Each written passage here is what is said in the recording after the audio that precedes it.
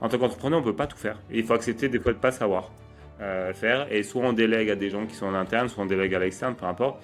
Mais si vous voulez vraiment tout faire, au fait, vous allez avoir une charge mentale trop importante. Et du coup, ça va envahir votre vie perso, etc. Et bien sûr, il ne faut pas hésiter d'en parler de vos problèmes et de vos réussites, mais surtout de vos problèmes.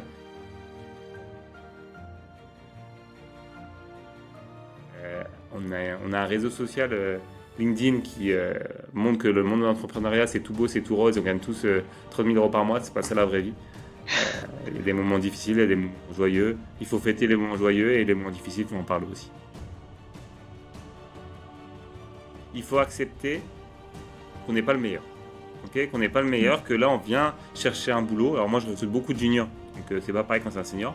Mais quand c'est un junior qui est devant moi, moi je lui dis toujours, je vais te juger un peu sur tes compétences data, mais t'es en début de carrière, c'est normal que tu sais pas tout faire. Ok, donc n'aie pas peur de dire ça je sais pas, ça je sais faire, ça je suis moyen, etc. N'oubliez pas que quand il y a une entreprise qui fait une recherche d'emploi, Mm. c'est qu'elle a besoin de vous. Donc il n'y a pas Ouais. une histoire de je suis là, je vais faire mon gentil parce que j'ai vraiment besoin d'un boulot. Non, c'est la personne qui a une demande, c'est Mm. l'entreprise. Vous venez essayer de combler une demande. Donc c'est vous qui devez pas avoir le lead sur l'entretien, c'est pas vrai, mais en tout cas l'entreprise a besoin de vous, c'est pas l'inverse. Bienvenue sur Data Academy, la chaîne dédiée aux formations et success story data. Je suis Émilie Brenda, data ingénieure, et aujourd'hui, avec mon amie Charlotte, on va interviewer euh, une personne très spéciale. Il aura le temps de se présenter, mais d'abord, je vais laisser Charlotte se présenter un peu pour les personnes qui ne la connaissent pas. Bonjour, moi c'est Charlotte Pimon. Comme l'a dit Émilie, on a mis en place Data Academy qui est destinée à la fois aux formations en data mais aussi aux podcasts pour donner la parole aux spécialistes de la data. Donc, Valentin, je te laisse te présenter. Ça marche. Bon, déjà, merci pour l'invitation.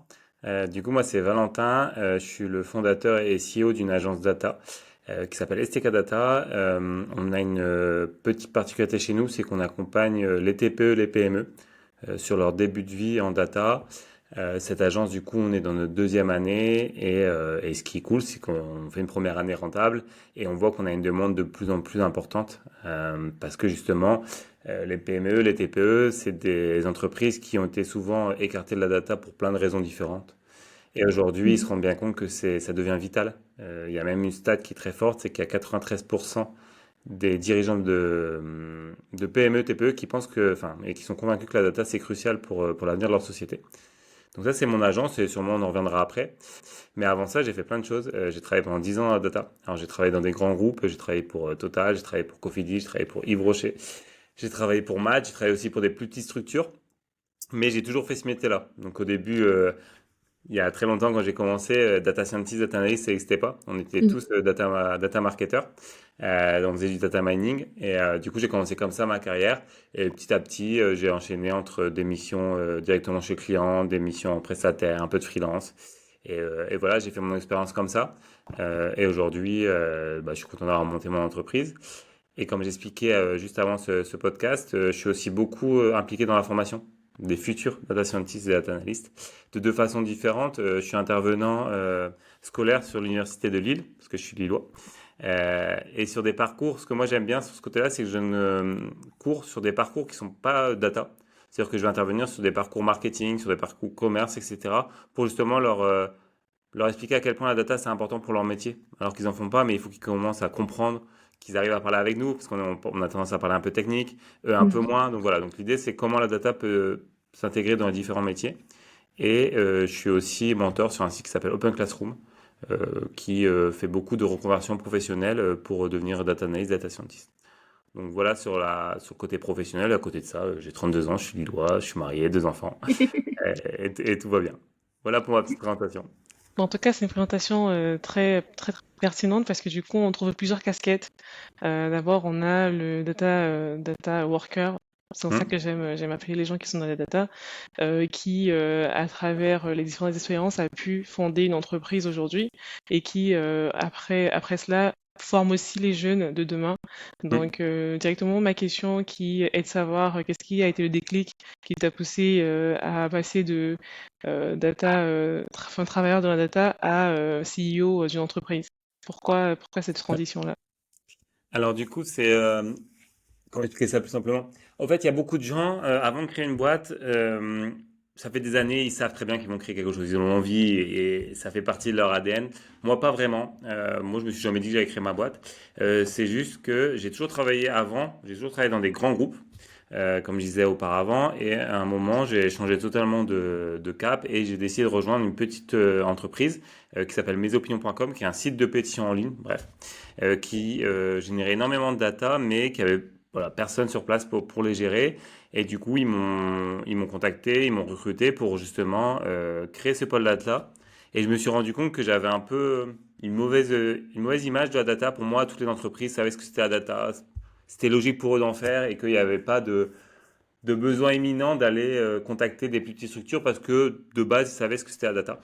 Et c'est en arrivant sur ce métier-là où je me suis rendu compte que non, en fait, les PME, ils sont pas dedans et au contraire, ils se méfient un peu de la data. Ils ont entendu parler beaucoup du mot big data, qu'il faut avoir des milliards de données pour faire de la data. Voilà, ils se sont sentis un peu exclus.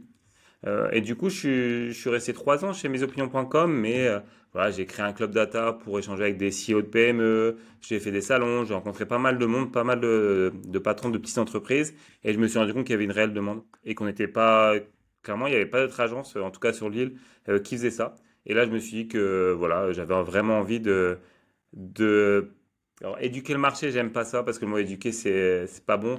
Mais voilà, j'avais envie de faire connaître la data à ces petites structures et leur montrer à quel point c'était important parce que c'est limite vital pour eux. C'est-à-dire que les grands groupes qui font des projets data qui durent 2 ans, qui permettent d'avoir une rentabilité, c'est cool. Les Ouais. PME, TPE, quand on s'occupe d'eux sur la data, c'est pour qu'ils trouvent leur rentabilité, pour qu'ils survivent, c'est du quotidien.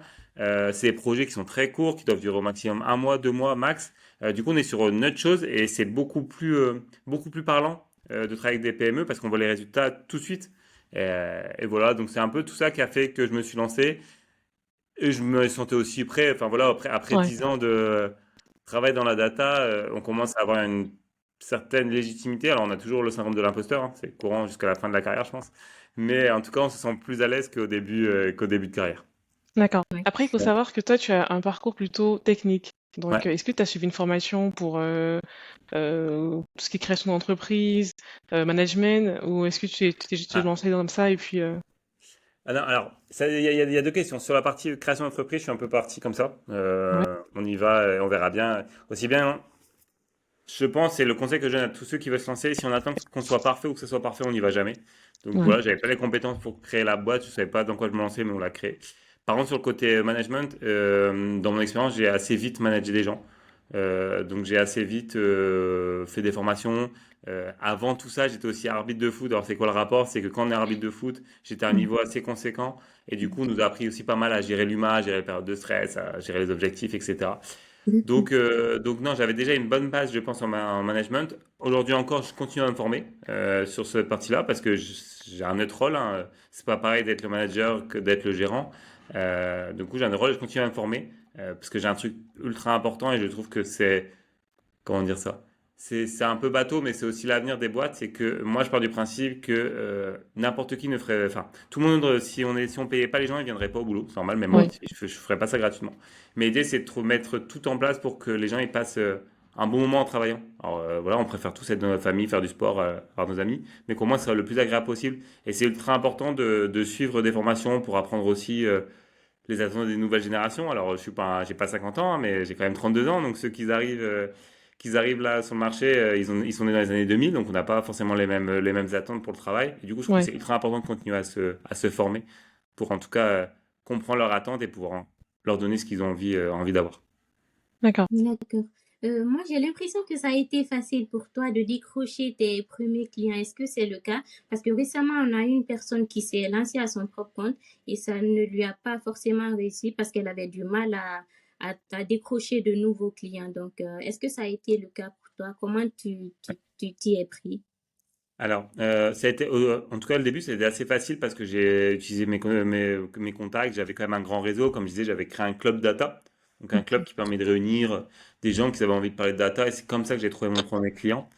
Ok. Après, ce que je dis toujours aux gens qui veulent se lancer, l'entrepreneuriat, c'est pas tranquille, c'est des montagnes russes. Nous, comme je vous ai dit, on a fait une première année rentable, on a fait un premier trimestre 2023 exceptionnel, et on a eu 2 mois de creux, avril-mai, et là ça repart. Ça veut dire que il faut être prêt à accepter que des fois ça va moins bien, des fois ça va très bien. Là, on est re dans une période géniale, donc c'est cool. On vient de sortir d'un mois très compliqué. Voilà, il faut juste être sûr de son coup. Euh, Se poser la question, est-ce que ce que je propose aux entreprises en termes de data ou autre, d'ailleurs, ça répond à un véritable problème que les entreprises ont. Alors, des fois, il y en a qui n'ont pas conscience, mais en tout cas, nous, on sait que le problème qu'on sait régler, c'est très important pour les entrepreneurs.